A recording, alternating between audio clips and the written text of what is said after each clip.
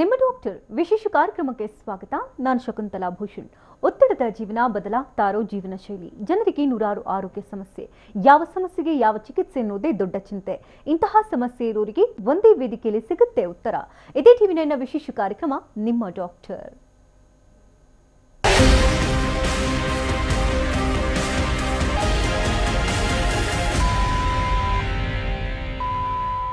ಹೃದಯನಾಳದ ಕಾಯಿಲೆಗಳು high risk ಕಾಯಿಲೆಗಳಲ್ಲಿ ಮೊಟ್ಟಮೊದಲ ಸ್ಥಾನವನ್ನು ಪಡೆದುಕೊಳ್ಳುತ್ತೆ. ಹೃದಯಕ್ಕೆ ಸಮರ್ಪಕವಾಗಿ ರಕ್ತ ಹರಿಸುವಲ್ಲಿ ರಕ್ತನಾಳಗಳ ಪಾತ್ರ ಬಹುದೊಡ್ಡದಾಗಿರುತ್ತೆ. ಆದರೆ ಕೆಲವರ ದೇಹದಲ್ಲಿನ ಅಸಮರ್ಪಕ ಕ್ರಿಯೆಗಳಿಂದ ಒಬ್ಬಿರುವ ರಕ್ತನಾಳಗಳು ಕಂಡುಬರುತ್ತೆ. ಹಾಗೆ ಸಾಕಷ್ಟು ದೈಹಿಕ ಚಟುವಟಿಕೆ ಇಲ್ಲದೆ ಇರುವುದು ಕಾಲುಗಳಲ್ಲಿನ ರಕ್ತದ ಹರಿವನ್ನು ಕಡಿಮೆ ಮಾಡುತ್ತೆ. ಇದು ರಕ್ತನಾಳಗಳ ಮೇಲೆ ಗುಳ್ಳೆಗಳ ರಚನೆಗೆ ನೆರವಾಗುತ್ತೆ. ಇದನ್ನು ವೆರಿಕೋಸ್ ವೇನ್ಸ್ ಅಥವಾ ಉಬ್ಬಿರುವ ರಕ್ತನಾಳಗಳು ಅಂತ ಕರೀತಾರೆ. ಈ ಕಾಯಿಲೆಯಿಂದ ಬಳಲುವವರು ಸಾಕಷ್ಟು ಜನ, ಆದರೆ ಭಯಪಡುವ ಅವಶ್ಯಕತೆ ಇಲ್ಲ. ಯಾಕಂದ್ರೆ ಇದಕ್ಕೆ ಹೋಮಿಯೋಪತಿಯಲ್ಲಿ ಪರಿಣಾಮಕಾರಿ ಹಾಗೂ ಶಾಶ್ವತ ಪರಿಹಾರವಿದೆ. ಈ ಬಗ್ಗೆ ತಿಳಿಸುವುದಕ್ಕೆ ನಮ್ಮ ಜೊತೆಗಿರ್ತಾರೆ ನಮ್ಮ ಹೋಮಿಯೋಪತಿಯ ವೈದ್ಯರಾದಂತಹ ಡಾಕ್ಟರ್ ಮಂಜುನಾಥ್ ಅವರು. ಬನ್ನಿ ಅವರ ಕಾರ್ಯಕ್ರಮಕ್ಕೆ ವೆಲ್ಕಮ್ ಮಾಡ್ಕೋಣ. Sir, welcome to the show. Thank you. Varicose veins ಅಂದ್ರೆ ತುಂಬಾ ಏಜ್ ಆದವರಲ್ಲಿ ಕಾಣಿಸ್ತಾ ಇತ್ತು ಅಂತ ಈ ಹಿಂದೆ ಇತ್ತು. ಈಗ ವಯಸ್ಕರಲ್ಲೂ ಕೂಡ ನಾವು ವೆರಿಕೋಸ್ ವೇನ್ಸ್ ಕಾಣ್ತಾ ಇದ್ದೀವಿ. ಜೊತೆಗೆ ಚಿಕ್ಕ ಮಕ್ಕಳಲ್ಲಿ ತುಂಬಾ ವೆಯ್ಟ್ ಗೇನ್ ಆಗಿರೋಲ್ಲೂ ಕೂಡ ವೆರಿಕೋಸ್ ವೇನ್ಸ್ ವೆರಿ ಕಾಮನ್ ಆಗ್ಬಿಟ್ಟಿದೆ ಇತ್ತೀಚೆಗೆ. ಏನಿದು ವೆರಿಕೋಸ್ ವೇನ್ಸ್? ಯಾಕಿಷ್ಟು ಜನರನ್ನ ಬಾಧಿಸ್ತಾ ಇದೆ?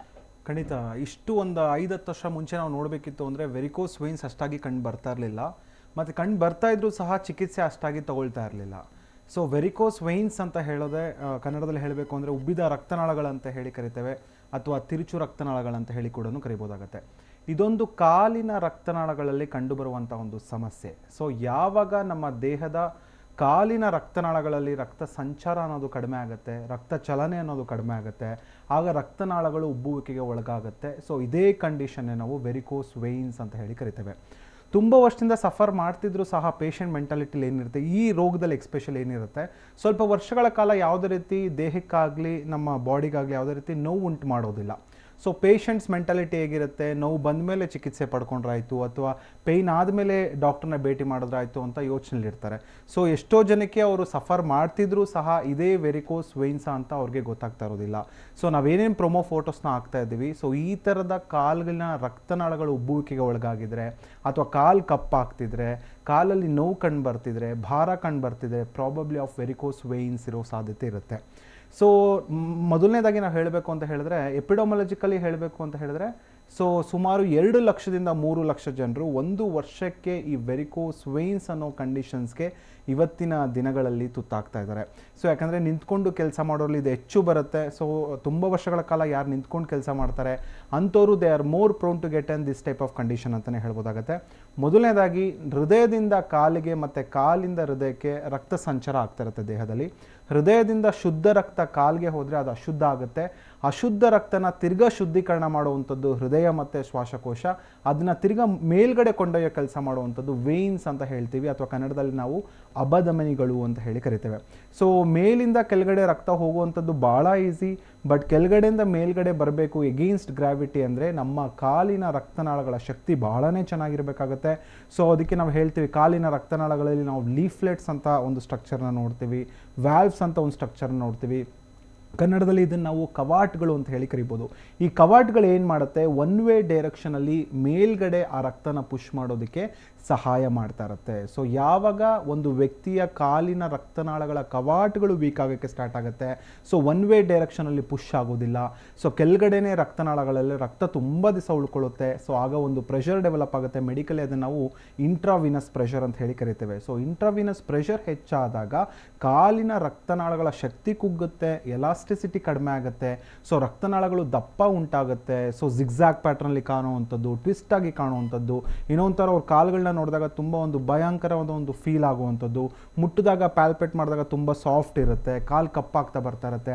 ಸೊ ಈ ರೀತಿಯ ಲಕ್ಷಣಗಳು ನಾವು ನೋಡ್ತಾ ಹೋಗ್ಬೋದಾಗತ್ತೆ.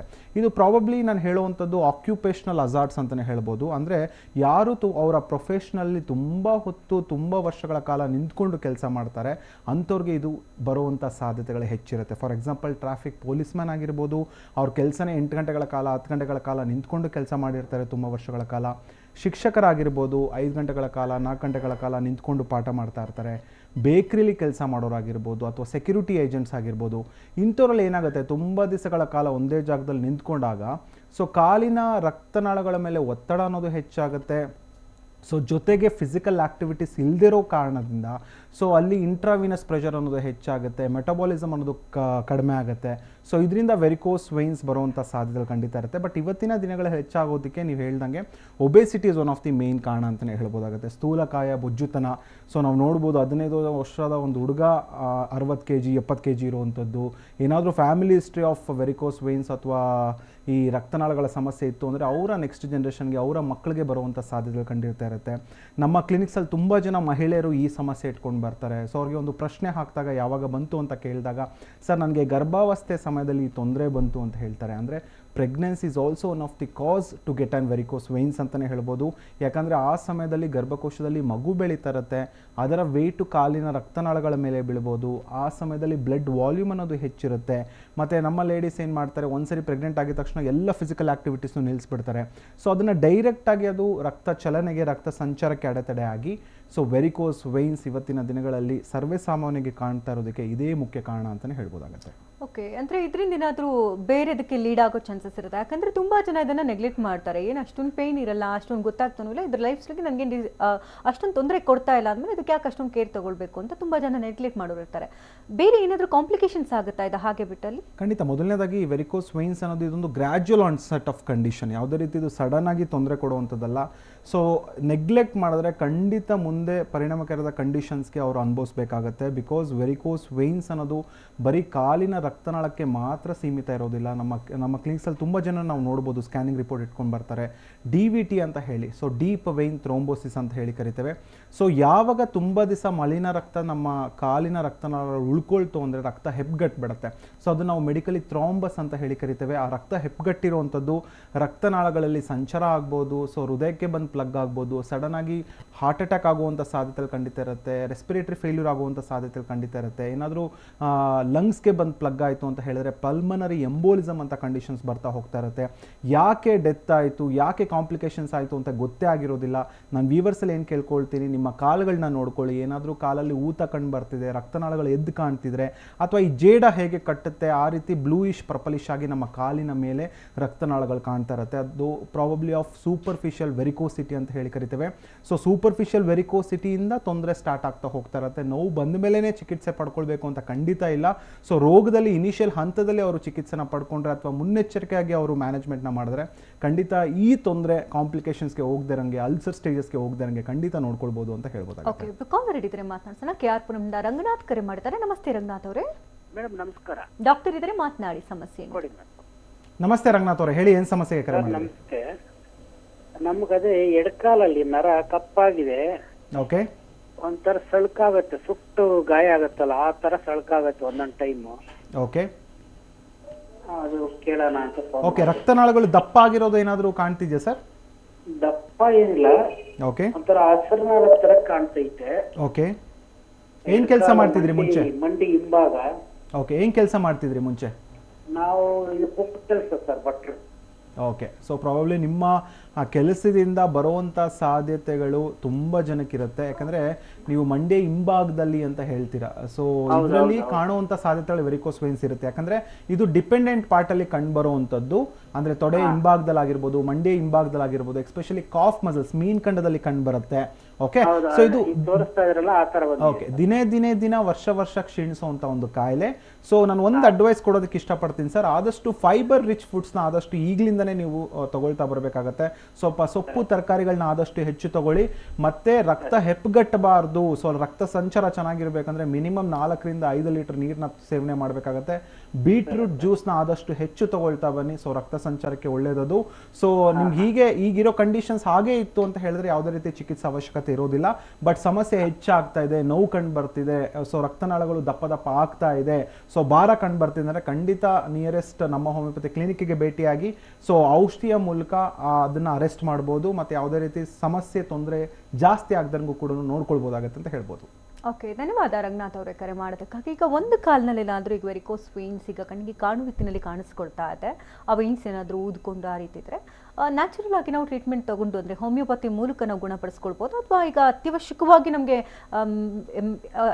ಎಮರ್ಜೆನ್ಸಿ ಕೇಸಸ್ಗಳಿಗೆ ಹೋಗಬೇಕಾಗುತ್ತೆ, ಆ ರೀತಿ ಏನಾದರೂ ಬರುತ್ತೆ, ಆಪರೇಷನ್ಸ್ ಮಾಡಲೇಬೇಕು ಅಂತ ಆ ಥರ? ಖಂಡಿತ ಭಾಳ ಒಳ್ಳೆ ಪ್ರಶ್ನೆ ಕೇಳಿದರೆ. ಬಿಕಾಸ್ ಚಿಕಿತ್ಸೆ ಅನ್ನೋದರಲ್ಲಿ ನಾವು ಎರಡು ಥರದ ವೇ ಆಫ್ ಟ್ರೀಟ್ಮೆಂಟ್ನ ನಾವು ನೋಡ್ತೇವೆ. ಮೊದಲನೇದು ಮೆಡಿಕಲ್ ವೇ ಆಫ್ ಟ್ರೀಟ್ಮೆಂಟ್ ಅಂತ ಹೇಳ್ತೀವಿ, ಇನ್ನೊಂದು ಸರ್ಜಿಕಲ್ ವೇ ಆಫ್ ಟ್ರೀಟ್ಮೆಂಟ್ ಅಂತ ಹೇಳ್ತೀವಿ. ಪ್ರಾಬ್ಲಿ ತುಂಬ ಜನಕ್ಕೆ ವೆರಿಕೋಸ್ ವೇನ್ಸಿಂದ ಬಳಲ್ತಾ ಇರೋರಿಗೆ ಗೊತ್ತಿರುತ್ತೆ ಇದು ಸರ್ಜರಿಯ ಮೊರೆ ಹೋಗುವಂಥ ಸಾಧ್ಯತೆಗಳು ಹೆಚ್ಚಿರುತ್ತೆ. ಯಾಕಂದರೆ ಎಷ್ಟೋ ಜನ ನಮ್ಮಲ್ಲಿ ಬರೋಗಿಂತ ಮುಂಚೆನೇ ಸರ್ ಆಲ್ರೆಡಿ ನಾನು ಒಂದ್ಸರಿ ಸರ್ಜರಿ ಮಾಡಿಸಿದ್ದೀನಿ, ಆಲ್ರೆಡಿ 2 ಸರಿ ನಾನು ಆಪರೇಷನ್ಸ್ಗೆ ಒಳಗಾಗಿದೆ, ಪುನಃ ಬರ್ತಾ ಇದೆ. So operation is not a ultimate or surgery is not a ultimate for this condition.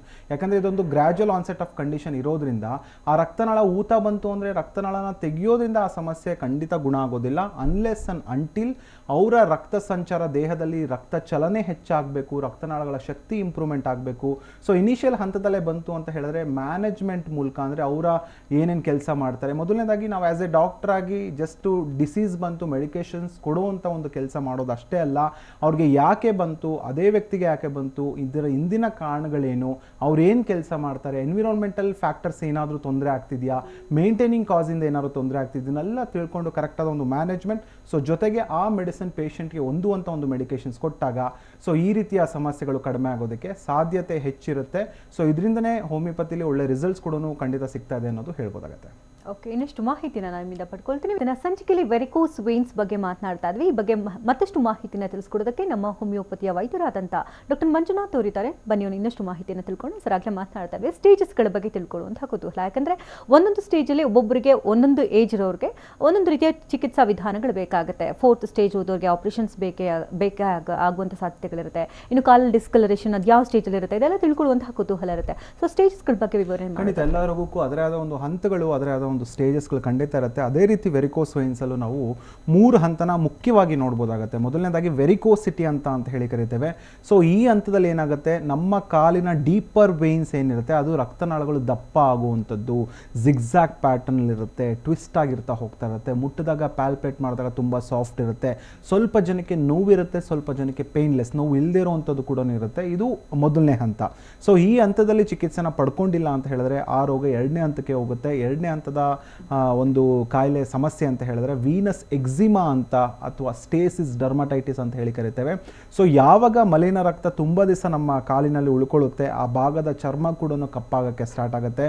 So ಬ್ಲ್ಯಾಕಿಸ್ discolouration ಅಂತ ಹೇಳ್ತೀವಿ. ತುಂಬ ಜನರ ಕಾಲುಗಳನ್ನ ನೋಡಿದಾಗ ಕೆಳಗಡೆಯಿಂದ ಕಾಲು ಕಪ್ಪಾಗ್ತಾ ಹೋಗ್ತಾ ಇರುತ್ತೆ, ಆ್ಯಂಕಲ್ ರೀಜನಲ್ಲಿ ಕಪ್ಪಾಗ್ತಾ ಹೋಗ್ತಾ ಇರುತ್ತೆ, ಪಾದ ಕಪ್ಪಾಗ್ತಾ ಹೋಗ್ತಾ ಇರುತ್ತೆ, ಸೊ ಇಚ್ಚಿಂಗ್ ಆಗ್ತಾ ಬರ್ತಾ ಇರುತ್ತೆ. ಸೊ ಈ ಥರದ ಹಂತದಲ್ಲಿ ತುಂಬ ಜನ ಮಿಸ್ಲೀಡ್ ಆಗೋದುಂಟು. ಏನೋ ಒಂದು ಚರ್ಮದ ಕಾಯಿಲೆ ಬಂತು ಅಂತ ಹೇಳಿ ಆಯಿಂಟ್ಮೆಂಟ್ಗಳನ್ನ ಅಪ್ಲೈ ಮಾಡ್ಕೊಳ್ಳುವಂಥದ್ದು, ಮುಲಾಮ್ಗಳನ್ನ ಅಪ್ಲೈ ಮಾಡ್ಕೊಳ್ಳುವಂಥದ್ದು ಮಾಡ್ತಾ ಹೋಗ್ತಾ ಇರ್ತಾರೆ. ಸೊ ಇದು due to because of varicosity ಅಂತ ಹೇಳ್ಬೋದಾಗುತ್ತೆ.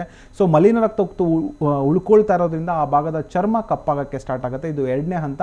3ನೇ ಹಂತ ಅಂತ ಹೇಳಿದ್ರೆ ನಾವು ಕಾಂಪ್ಲಿಕೇಶನ್ ಅಂತ ಹೇಳಿ ಕರಿತೇವೆ, ಅಥವಾ ವೆರಿಕೋಸ್ ಅಲ್ಸರ್ ಅಂತ. ತುಂಬ ಜನ ಈ ಸಮಸ್ಯೆಯಿಂದ ಬಳಲ್ತಾ ಇದ್ದಾರೆ, ಅಲ್ಸರ್ ಸಮಸ್ಯೆಯಿಂದ ಬಳಲ್ತಾ ಇದ್ದಾರೆ. ಸೊ ಯಾವಾಗ ನಮ್ಮ ಕಾಲಿನ ರಕ್ತನಾಳಗಳಲ್ಲಿ ರಕ್ತ ಉಳ್ಕೊಳ್ಳುತ್ತೆ, ಸೊ ಎಲಾಸ್ಟಿಸಿಟಿ ಕಡಿಮೆ ಆಗುತ್ತೆ, ಸೊ ಅದು ಬಸ್ಟ್ ಆಗಿ ಏನಾಗುತ್ತೆ, ಪಸ್ ಬರುವಂಥದ್ದು, ರಕ್ತಸ್ರಾವ ಆಗುವಂಥದ್ದು, ಸಣ್ಣ ಗಾಯ ದೊಡ್ಡ ಗಾಯ ಆಗುತ್ತಾ ಬರ್ತಾ ಇರುತ್ತೆ. ಯಾಕಂದರೆ ರಕ್ತ ಸಂಚಾರ ಕಡಿಮೆ ಇರೋದ್ರಿಂದ ಗಾಯ ಮಾಯೋದಕ್ಕೂ ಕೂಡ ಅದು ಟೈಮ್ ತಗೊಳ್ತಾ ಬರುತ್ತೆ. ಸೊ ಇದರಿಂದ ಅಲ್ಸರ್ ಹಂತಕ್ಕೆ ಹೋಯಿತು ಅಂದರೆ ತುಂಬಾ ಸಮಸ್ಯೆ. ಆ ಹಂತಕ್ಕೆ ಹೋಗೋದ್ಕಿಂತ ಮುಂಚೆನೇ ಕರೆಕ್ಟಾದ ಒಂದು ಇನಿಷಿಯಲ್ ಹಂತದಲ್ಲೇ ಡಯಾಗ್ನೋಸ್ ಮಾಡಿ ಚಿಕಿತ್ಸೆನ ಪಡ್ಕೊಂಡ್ರೆ ಖಂಡಿತ ಒಳ್ಳೆಯದು ಅಂತ ಹೇಳ್ಬೋದು. ಈ ಸಂದರ್ಭದಲ್ಲಿ ಲೈಫ್ ಸ್ಟೈಲ್ ಯಾವ ರೀತಿ ಮೇಂಟೈನ್ ಮಾಡಬೇಕು? ತುಂಬ ಜನ ಏನು ಮಾಡ್ತಾರೆ, ಟ್ರೀಟ್ಮೆಂಟನ್ನು ತೆಗೆದುಕೊಳ್ತಾರೆ, ಆದರೆ ಲೈಫ್ ಸ್ಟೈಲಲ್ಲಿ ಯಾವುದೇ ರೀತಿ ಮಾಡಿಫಿಕೇಶನ್ ಮಾಡ್ಕೊಳ್ಳೋದಿಲ್ಲ, ಬಟ್ ಚಿಕಿತ್ಸೆ ಮಾತ್ರ ಮುಂದುವರಿಸ್ತಾ ಇರ್ತಾರೆ, ಯಾವುದೇ ರೀತಿ ಗುಣ ಕಾಣ್ತಿಲ್ಲ ಅಂತ ಒದ್ದಾಟ ನಡೆಸ್ತಾ ಇರ್ತಾರೆ. ಲೈಫ್ ಸ್ಟೈಲ್ ಅನ್ನೋದು ಯಾವ ರೀತಿ ಇಂಪಾರ್ಟೆಂಟ್ ಅಂತ ಖಂಡಿತ ಮೊದಲನೇದಾಗಿ ಒಂದು ಕ್ಲಿಯರ್ ಮಾಡೋದಕ್ಕೆ ಇಷ್ಟಪಡ್ತೀನಿ. So just to depend on medicines ಖಂಡಿತ ಮಾಡಬೇಡಿ, ಯಾಕಂದರೆ ಎಲ್ಲನೂ ಔಷಧಿನೂ ನೋಡ್ಕೊಳ್ಳೋದಿಲ್ಲ. ಸೊ ಇದೊಂದು ಆಕ್ಯುಪೇಷನಲ್ ಅಜಾರ್ಟ್ಸ್ ಇರೋದ್ರಿಂದ, ಸೊ ನಮ್ಮ ಎನ್ವಿರಾನ್ಮೆಂಟಿಂದ ನಾವಾಗೇ ತರಿಸ್ಕೊಂಡಿರೋವಂಥ ಒಂದು ಸಮಸ್ಯೆ ಆಗಿರೋದ್ರಿಂದ, ಸೊ ನಮ್ಮ ಲೈಫ್ ಸ್ಟೈಲು, ನಮ್ಮ ಜೀವನ ಶೈಲಿ ಚೇಂಜಸ್ ಮಾಡ್ಕೊಳ್ಳೇಬೇಕು ಅಲಾಂಗ್ ವಿತ್ ಮೆಡಿಕೇಶನ್ಸ್. ಸೊ ಎಷ್ಟೋ ಜನ ಸ್ಟಾಕಿಂಗ್ಸ್ ಹಾಕೊಳ್ತಾರೆ, ಸೊ ಸ್ಟಾಕಿಂಗ್ಸ್ ಹಾಕ್ಕೊಂಡು ನಿಂತ್ಕೊಂಡೇ ಕೆಲಸ ಮಾಡ್ತಾ ಇರ್ತಾರೆ. ಸೊ ಅದು ಗುಣ ಆಗೋದಿಲ್ಲ, but it acts as A management ಅಂತಲೇ ಹೇಳ್ಬೋದಾಗುತ್ತೆ. ಬಟ್ ಅನ್ಲೆಸ್ ಅಂಡ್ ಅಂಟಿಲ್ ನಾವು ತೂಕನ ಕಡಿಮೆ ಮಾಡ್ಕೊಳ್ಬೇಕು, ನಮ್ಮ ಫಿಸಿಕಲ್ ಆ್ಯಕ್ಟಿವಿಟೀಸ್ನ ಹೆಚ್ಚು ಮಾಡ್ಕೊಳ್ಬೇಕು. ಯಾಕಂದರೆ ಇವತ್ತಿನ ದಿನಗಳಲ್ಲಿ ವಾಕಿಂಗ್ ಮಾಡಬೇಕು ಅಂದ್ರೂ ಡಾಕ್ಟ್ರ್ ಪ್ರಿಸ್ಕ್ರಿಪ್ಷನ್ ಬೇಕಾಗುತ್ತೆ. ಅಂದರೆ ಡಾಕ್ಟ್ರ್ ಹೇಳಿದ ಮೇಲೇ ಅವರು ವಾಕಿಂಗ್ನ ಸ್ಟಾರ್ಟ್ ಮಾಡ್ತಾರೆ. ಸೊ ಅದು ಎಲ್ಲೋ ಒಂದು ಕಡೆ ತಪ್ಪಾಗುತ್ತೆ. ಸೊ ಸಮಸ್ಯೆ ಕಂಡು ಬರ್ತಾ ಇದೆ. So there will be an aching pain in the lower extremities with heaviness ಅಂತ ಹೇಳ್ತೀವಿ. ಎಲ್ಲ ಕಾಲು ನೋವು ಕೂಡ ವೆರಿಕೋಸ್ ವೆನ್ಸ್ ಇರೋದಿಲ್ಲ. ಬಟ್ ಯಾರಲ್ಲಿ ನೋವಿನ ಜೊತೆಗೆ ಭಾರ ಅಂತ ಹೇಳ್ತಾರೆ, ಯಾಕಂದರೆ ತುಂಬ ರಕ್ತನಾಳಗಳಲ್ಲಿ ರಕ್ತ ಉಳ್ಕೊಳ್ತಾ ಇರೋದ್ರಿಂದ ನಮ್ಮ ಕಾಲೇ ನಮಗೆ ಭಾರ ಅಂತ ಅನಿಸುತ್ತೆ. ಏನೋ ಒಂಥರ ಒಂದು 10 kg ಕಲ್ಲು ಕಟ್ಟದಂಗಿರುತ್ತೆ. ಒಂದೊಂದು ಹೆಜ್ಜೆ ಇಡೋದಕ್ಕೂ ಕಷ್ಟ ಆಗುತ್ತೆ. ಬೆಳಗ್ಗೆ ಎದ್ದಿದ ತಕ್ಷಣ ಪಾದ ಊತ ಬರ್ತಾ ಹೋಗ್ತಾ ಇರುತ್ತೆ. ಸೊ ಈ ರೀತಿಯ ಲಕ್ಷಣಗಳಿರುತ್ತೆ.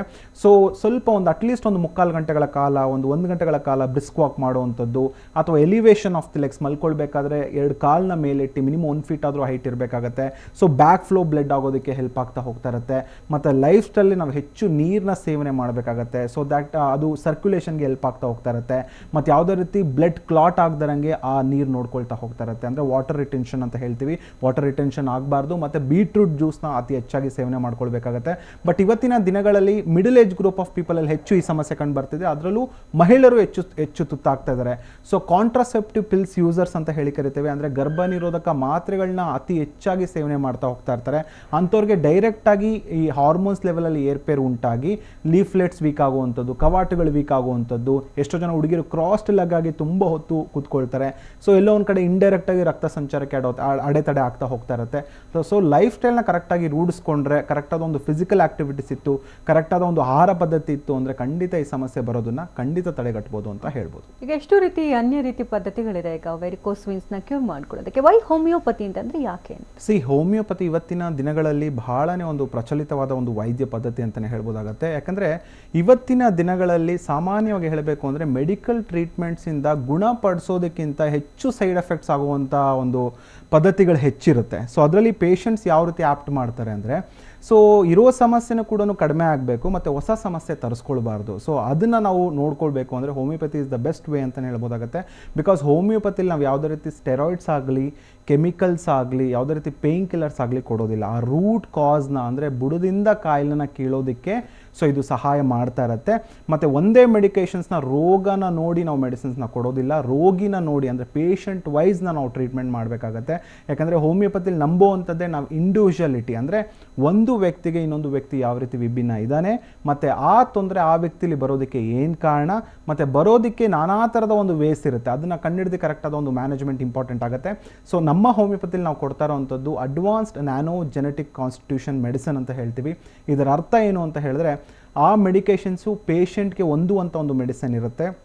ಅವರ ಮೆಂಟಲ್ ನೇಚರ್ ಆಗಿರ್ಬೋದು, ಫಿಸಿಕಲ್ ನೇಚರ್ ಆಗಿರ್ಬೋದು, ಎಮೋಷ್ನಲ್ ಪೆಥಾಲಜಿ ಆಗಿರ್ಬೋದು, ಇದನ್ನು ನೋಡಿಕೊಂಡು ಡೀಟೇಲ್ ಕೇಸ್ ಹಿಸ್ಟ್ರಿನ ತೊಗೊಂಡಾಗ ಮೆಡಿಕೇಷನ್ಸ್ ಕೊಟ್ಟಾಗ ಸೊ ರೂಟ್ ಕಾಸಿಂದ ಡಿಸೀಸ್ ಇಂಪ್ರೂವ್ಮೆಂಟ್ ಆಗೋಕ್ಕೆ ಸ್ಟಾರ್ಟ್ ಆಗುತ್ತೆ. ಸೊ ರೋಗ ಕಡಿಮೆ ಆಯಿತು ಅಂದರೆ ರೋಗ ಲಕ್ಷಣ ಕೂಡ ಕಡಿಮೆ ಆಗ್ತಾ ಇರುತ್ತೆ. ಬಟ್ ಪೇಷಂಟ್ ಮೆಂಟಾಲಿಟಿಲಿ ನೋವು ಕಡಿಮೆ ಆಯಿತು, ನಂಗೆ ಇಚ್ಚಿಂಗ್ ಕಡಿಮೆ ಆಯಿತು, ಬ್ಲ್ಯಾಕಿಶ್ ಡಿಸ್ಕಲೇಷನ್ ಕಡಿಮೆ ಆಯಿತು ಅಂದರೆ ರೋಗ ಇಂಪ್ರೂವ್ಮೆಂಟ್ ಆಗ್ತಿದೆ ಅಂತ ತಿಳ್ಕೊಳ್ತಾರೆ. ಸೊ ಅದು ಖಂಡಿತ ತಪ್ಪು. ಡಿಸೀಸ್ನ ಟ್ರೀಟ್ಮೆಂಟ್ ಮಾಡಿ, ರೋಗಿನ ಟ್ರೀಟ್ಮೆಂಟ್ ಮಾಡಿ. ಸೊ ಡಿಸೀಸ್ ಕಡಿಮೆ ಆಯಿತು ಅಂದರೆ ಅದರಿಂದ ಬರುವಂಥ ಒಂದು ಲಕ್ಷಣ, ಸಿಂಪ್ಟಮ್ಸು, ತೊಂದರೆಗಳು ಕೂಡ ಗ್ರ್ಯಾಜುಯಲಿ ಇಂಪ್ರೂವ್ಮೆಂಟ್ ಆಗುತ್ತೆ ಅನ್ನೋದು ಹೇಳ್ಬೋದು. ಓಕೆ, ಅಂದರೆ ಇದು ಒಂದ್ಸರಿ ಟ್ರೀಟ್ಮೆಂಟ್ ಸ್ಟಾರ್ಟ್ ಮಾಡಿದ್ರೆ ಲೈಫ್ ಟೈಮ್ ತೆಗೆದುಕೊಳ್ಬೇಕಾ ಅಥವಾ ಊಟದಲ್ಲಿ ಏನಾದರೂ ವ್ಯತ್ಯಾಸಗಳನ್ನ, ಚೇಂಜಸ್ಗಳನ್ನ ಮಾಡ್ಕೊಳ್ಬೇಕಾಗುತ್ತೆ? ಖಂಡಿತ ಆ ಥರ ಹೋಮಿಯೋಪತಿಲಿ ಲೈಫ್ ಟೈಮ್ ಮೆಡಿಕೇಷನ್ಸ್ ತೊಗೊಳ್ಬೇಕು, ಜೀವನ ಪರ್ಯಂತ ಮೆಡಿಕೇಷನ್ಸ್ ತೊಗೊಳ್ಬೇಕು ಅಂತ ಖಂಡಿತ ಇರೋದಿಲ್ಲ. ಸೊ ನಮ್ಮಲ್ಲಿ ಮೆಡಿಕೇಷನ್ಸ್ ಕೊಟ್ಟಾಗ ಏನಾಗುತ್ತೆ, ಸೊ ಅದು ಇಂಪ್ರೂವ್ಮೆಂಟ್ ಆಗ್ತಾ ಬರ್ತಾ ಇರುತ್ತೆ. ಎಸ್ಪೆಷಲಿ ವೆರಿಕೋಸ್ ವೆಯ್ನ್ಸಲ್ಲಿ ರಕ್ತನಾಳಗಳು ಶಕ್ತಿ ಇಂಪ್ರೂವ್ಮೆಂಟ್ ಆಗೋದಕ್ಕೆ ಔಷಧಿಗಳು ಕೆಲಸ ಮಾಡ್ತಾ ಹೋಗ್ತಾ ಇರುತ್ತೆ. ಸೊ ಜೊತೆಗೆ ರಕ್ತ ಸಂಚಾರ ಅಥವಾ ರಕ್ತ ಚಲನೆ ಇಂಪ್ರೂವ್ಮೆಂಟ್ ಆಗೋದಕ್ಕೆ ಔಷಧಿಗಳು ಕೆಲಸ ಮಾಡ್ತಾ ಹೋಗ್ತಾ ಇರುತ್ತೆ. ಸೊ ಯಾವಾಗ ನಮ್ಮಲ್ಲಿ ಬ್ಲಡ್ ಸರ್ಕ್ಯುಲೇಷನ್ ಚೆನ್ನಾಗಾಯಿತು, ರಕ್ತನಾಳಗಳ ಕವಾಟಗಳಿಗೆ ಚೆನ್ನಾಗಿ ಕೆಲಸ ಮಾಡ್ತಿದೆ, ಮೇಲ್ಗಡೆ ಒನ್ ವೇ ಡೈರೆಕ್ಷನಲ್ಲಿ ಪುಷ್ ಆಗ್ತಾ ಇದೆ. Calf muscles is a best ಅಂತ ಹೇಳ್ತೀವಿ ಈ ಥರದ ಕೇಸಲ್ಲಿ. ಯಾಕಂತ ಹೇಳಿದ್ರೆ it is a second heart muscle. ಹೃದಯದಿಂದ ರಕ್ತ ಕೆಳಗಡೆ ಹೋಗುವಂಥದ್ದು ಭಾಳ ಈಸಿ. ಕೆಳಗಡೆಯಿಂದ ಮೇಲ್ಗಡೆ ಬರಬೇಕು ಅಂದರೆ ನಮ್ಮ ಮೀನ್ಖಂಡದ ಮಾಂಸಖಂಡದ ಶಕ್ತಿ ಚೆನ್ನಾಗಿರಬೇಕಾಗುತ್ತೆ. ಅದಕ್ಕೆ ನಾವು ವೆರಿಕೋಸ್ ವೆಯ್ನ್ಸ್ ಪೇಷಂಟ್ಸಲ್ಲಿ ಹೇಳ್ತೀವಿ ಸೈಕ್ಲಿಂಗ್ ಮಾಡಿ, ಸ್ವಿಮ್ಮಿಂಗ್ ಮಾಡಿ. ಸೊ ಕಾಫ್ ಮಸಲ್ಸ್ ಎಕ್ಸಸೈಸಸ್ನ ಹೇಳ್ಕೊಡ್ತೀವಿ. ಸೊ ಅದರಿಂದ ಏನಾಗುತ್ತೆ, ಮೇಲ್ಗಡೆ ಪುಷ್ ಆಗೋದಕ್ಕೆ ಹೆಲ್ಪ್ ಆಗ್ತಾ ಹೋಗ್ತಾ ಇರುತ್ತೆ. ಸೊ ಆದಷ್ಟು ಉಪ್ಪಿನಂಶ ಇರೋ ಪದಾರ್ಥಗಳನ್ನ ಆದಷ್ಟು ಕಡಿಮೆ ಮಾಡೋದು ಉತ್ತಮ. ಸೊ ಜೊತೆಗೆ ಸ್ಮೋಕಿಂಗ್, ಧೂಮಪಾನ ಏನಾದ್ರು ಇತ್ತು ಅಂತ ಹೇಳಿದ್ರೆ ಅದು ಕೂಡ ಮ್ಯಾನೇಜ್ಮೆಂಟ್ ಅಲ್ಲಿ ಭಾಳನೇ ಇಂಪಾರ್ಟೆಂಟ್ ಆದ ಒಂದು ಪಾಯಿಂಟ್ ಅಂತಲೇ ಹೇಳ್ಬೋದು. ಸೊ ಯಾರು ಸ್ಮೋಕಿಂಗ್ ಹೆಚ್ಚು ಮಾಡ್ತಾರೆ ಅವ್ರಿಗೆ ರಕ್ತನಾಳಗಳು ವೀಕ್ ಆಗ್ತಾ ಸ್ಟಾರ್ಟ್ ಆಗ್ತಾ ಇರುತ್ತೆ, ರಕ್ತ ಸಂಚಾರ ಕಡಿಮೆ ಆಗೋದಕ್ಕೆ ಸ್ಟಾರ್ಟ್ ಆಗುತ್ತೆ. ಸೊ ಒಂದು 100 ಜನ ನಾವು ವೆರಿಕೋಸ್ ವೆಯ್ನ್ಸ್ ಪೇಷಂಟ್ಸ್ ನೋಡಿದ್ರೆ ಒಂದು 60 ಇಂದ 70 ಜನ ಸ್ಮೋಕರ್ಸಲ್ಲಿ ಹೆಚ್ಚು ಬರ್ತಾ ಹೋಗ್ತಾ ಇರುತ್ತೆ. ಸೊ ಇದೆಲ್ಲ ಆಸ್ ಎ ವೈದ್ಯರಾಗಿ ನಾವು ಅವ್ರಿಗೆ ತಿಳಿಸ್ಕೊಡುವಂಥದ್ದು ಬಹಳ ಮುಖ್ಯ. ಬರೀ ಔಷಧಿ ಮೇಲೆ ಡಿಪೆಂಡ್ ಆಗಿರುವಂಥದ್ದು ತಪ್ಪು. ಸೊ ಔಷಧಿಯ ಜೊತೆಗೆ ಅವರ ಪಾತ್ರ, ಅವರ ಮ್ಯಾನೇಜ್ಮೆಂಟ್ ಕೂಡ ಹೆಲ್ಪ್ ಆಗ್ತಾ ಹೋಗ್ತಾ ಇರುತ್ತೆ. ಸೊ ಜೊತೆಗೆ ಪ್ಯಾರಲಲ್ ಆಗೋಯ್ತು ಅಂದರೆ ಒಳ್ಳೆ ರಿಸಲ್ಟ್ಸು ಮತ್ತು ಒಳ್ಳೆ ಔಟ್ಕಮ್ ಕೂಡ ನಾವು ಈ ರಿಸಲ್ಟ್ಸ್ ಮೂಲಕ, ಈ ಟ್ರೀಟ್ಮೆಂಟ್ ಮೂಲಕ ತಗೊಳ್ಬೋದು ಅನ್ನೋದು ಹೇಳ್ಬೋದು. ಓಕೆ ಡಾಕ್ಟರ್, ಕಾರ್ಯಕ್ರಮಕ್ಕೆ ಆಗಮಿಸಿ ಹಲವು ಮಾಹಿತಿ ನೀಡಿದ್ದಕ್ಕಾಗಿ ಧನ್ಯವಾದ ತಮಗೆ. ನಮಸ್ತೆ ವೀಕ್ಷಕರೇ, ಡಾಕ್ಟರ್ ಮಂಜುನಾಥ್ ಅವ್ರನ್ನ ಭೇಟಿ ಮಾಡಬೇಕಂದ್ರೆ ಅಡ್ರೆಸ್ ಪ್ಲೇಟ್ ಈ ರೀತಿ ನೋಟ್ ಮಾಡ್ಕೊಳ್ಳಿ. ನಮ್ಮ ಹೋಮಿಯೋಪತಿ ಬೆಂಗಳೂರಿನ ಬ್ರಾಂಚಸ್ ಮಲ್ಲೇಶ್ವರಂ ಹಾಗೂ ಜಯನಗರದಲ್ಲದೆ ಇತರೆ ಬ್ರಾಂಚಸ್ಗಳು ಹುಬ್ಬಳ್ಳಿ, ಮೈಸೂರು, ದಾವಣಗೆರೆ, ಕಲಬುರಗಿ, ಹಾಸನ, ಶಿವಮೊಗ್ಗ ಮತ್ತು ಹೊಸಪೇಟೆಯಲ್ಲಿದೆ. ಹಾಗೆ ದೂರವಾಣಿ ಸಂಖ್ಯೆ ಈ ರೀತಿ ಇದೆ: 08046664777 ಮತ್ತೊಂದು ಸಂಖ್ಯೆ 1800572222. ಹಾಗೆ ಉಡುಪಿ, ಮಹಾರಾಷ್ಟ್ರ, ಮುಂಬೈ, ಪುಣೆ, ಸೋಲಾಪುರ, ಕೊಲ್ಹಾಪುರ, ನಾಗ್ಪುರ, ಔರಂಗಾಬಾದ್, ನಾಸಿಕ್ನಲ್ಲೂ ಕೂಡ ಬ್ರಾಂಚಸ್ಗಳಿದೆ.